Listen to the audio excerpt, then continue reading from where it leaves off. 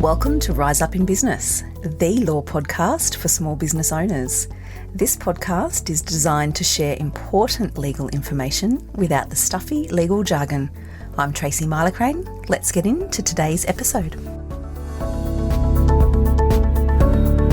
Hello, everyone, and thank you for joining me for another episode of the Rise Up in Business podcast. As we're getting closer to the end of the year, a topic that's coming up a lot and I want to share with you here is end-of-year Christmas parties. I have my views on these things, unpopular opinion most of the time. I want to share with you why I have these views, and I want to give you some tips and tricks around what to think about as an employer, as a business owner, when it comes to your end-of-year Christmas parties. The first thing I want to say is you need to be mindful as a business owner when you're inviting your team to have celebrations with you that you are still responsible as an employer during those celebrations. So whether you have it at the office or at your premises or warehouse or out at a restaurant or some other party venue, it's still a work event, which means you have legal responsibilities to the team, to your employees. That's the first thing. And that's something that not a lot of business owners appreciate. They think we've clocked off, you're not getting paid, therefore it's not a work event. This is a social function. It's not. Let's be clear. Just because the team members aren't getting paid doesn't mean you're free from responsibility. It is a work function. So you have a duty to keep people safe. Let's talk alcohol. So if you are hosting privately, let's say at your warehouse or your home or your premises, you've invited everybody to have a Christmas gathering to celebrate a fabulous year. Thanks so much. I'm a fabulous employer. I really want to reward you and celebrate you and share my appreciation in this way. If you're serving alcohol, you need to be really careful that you have paid attention to the quantity or volume of alcohol in conjunction with the ratio of food. This is your responsibility. This is what you need to do. And my advice, best advice that you will get, is make sure that you have somebody there serving the alcohol who has qualifications, so responsible service of alcohol qualifications. And you might be thinking, are you serious, Tracy? You actually want me to hire someone to come and serve the alcohol? Yes, I do. That is exactly what I'm saying. If you've got a function where you've got people sitting around and they've got their eskies and they're pulling out their drink, red flags, potential exposure here for you as an employer, this is a work function. Please don't do that. That's my advice. Please don't do that. And so already I bet you're thinking to yourself, gosh, this is becoming complicated.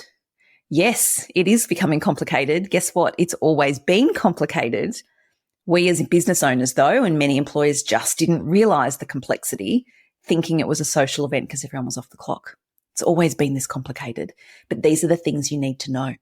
Let's say then you think, okay, then Tracy, I'm not going to have it at home. I don't want to deal with responsible service of alcohol. I don't want to be responsible for somebody getting rolling drunk and injuring themselves, or doing something or engaging in some type of altercation or offensive conduct or whatever it may be. So we're going to go out. We're going to go out to a venue.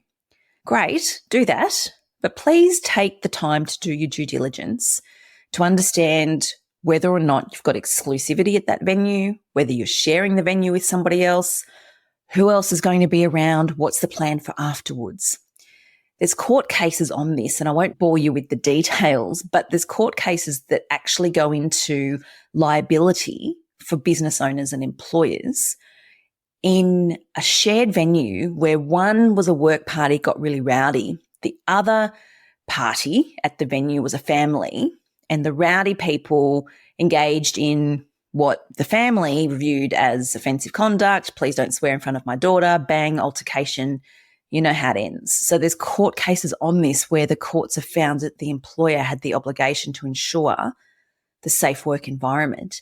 And then the other party ended up commencing action against the rowdy partygoer at the work function. So these things can get really messy. So when you're thinking end of year function, you've got to be really mindful over where it is, who else is going to be there, whether alcohol's being served. Alcohol's the biggest red flag because of what follows.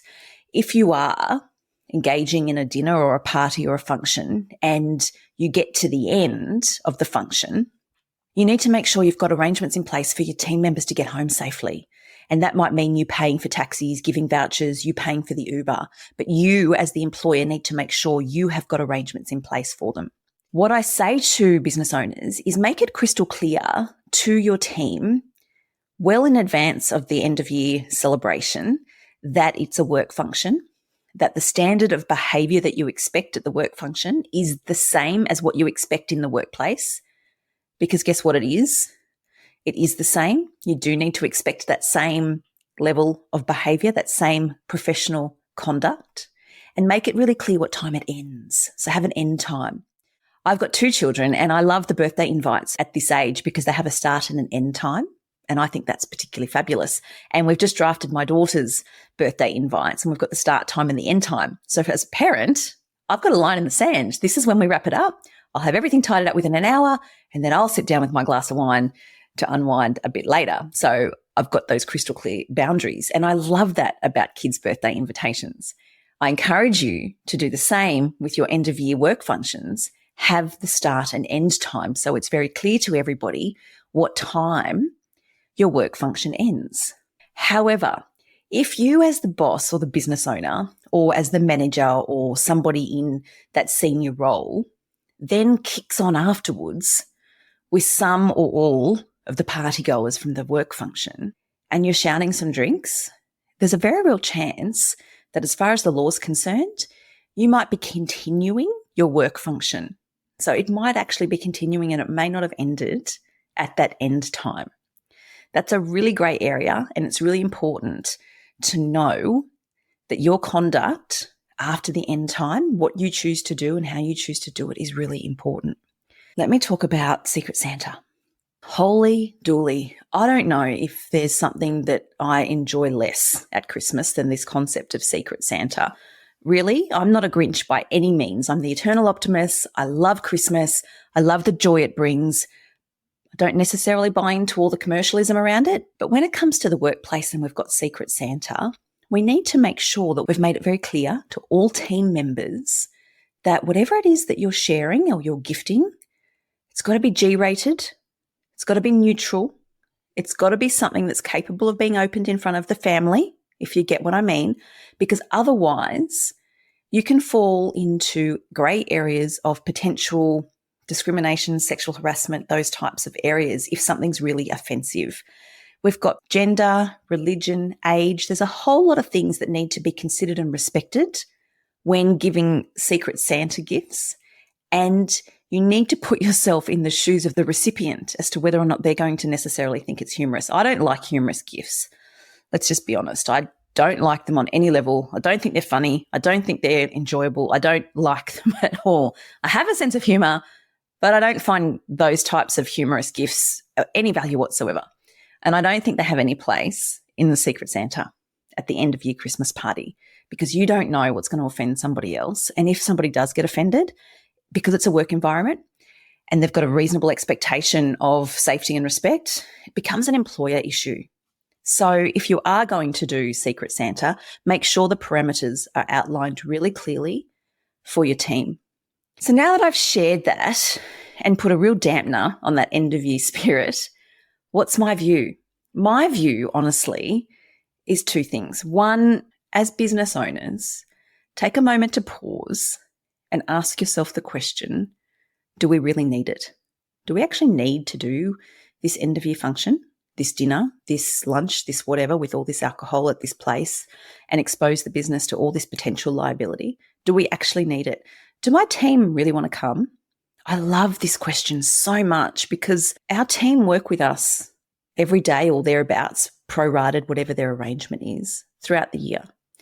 Is it a celebration for the team to be forced now to come and spend even more time with you and everyone else?